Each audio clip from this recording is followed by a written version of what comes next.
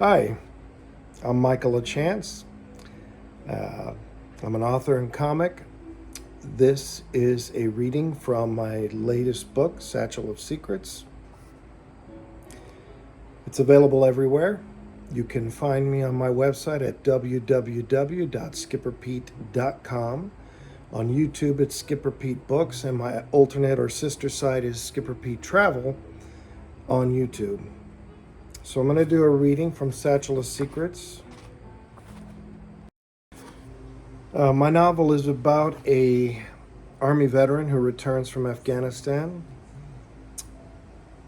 He is seriously injured, finishes up at the VA, moves a half dozen times, moves from job to job a dozen times, and can't seem to find a place where he was as comfortable as when he was in the Army as a combat medic.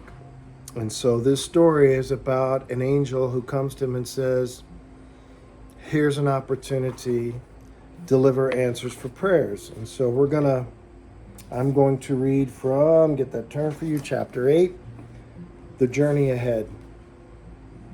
Outside the apartment, the night sky was overcast, dark, and rained snow. He had the satchel tucked under his arms. He stepped onto the pavement by his car. Funny how many things just fall away. Then he thought on a song from years ago and laughed. Put one foot in front of the other, and soon you'll be walking across the floor. He took a step. Put one foot in front of the other, and soon you'll be walking out the door.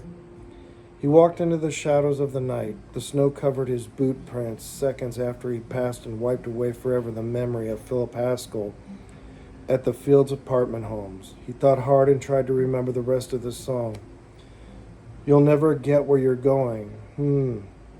Then he stopped, turned back to the apartment, and looked at his home, his life. A fast-walking man is hard to beat. He grinned, sighed, and then turned back to the unknown road ahead of him. Where would he sleep? How would he keep warm? Where was he going first? He pondered and thought while he walked down West Dodge to downtown. The snow stopped and cold winds whipped snow across the road in front of him. He hummed the song and made his way down the highway toward the city. 2 hours later, and he wandered through the high-rise buildings in Omaha. Then he wondered, what time was it? He felt his pockets and his hands combed over every inch of his coat. Damn. He forgot his phone at the apartment. He turned and then shook his head. Who am I going to call? All of his family, the family he had left, were cousins, and he talked to them once a month or less. His father and mother were gone, and he looked up. Hey.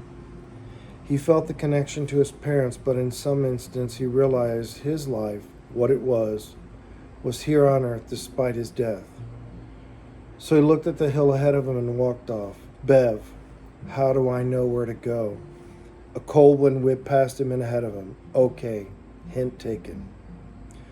On the street against the building there were cardboard boxes and heavy comforters. Homeless people huddled together and used their blankets, comforters, and boxes to keep them out of the wind and out of the cold.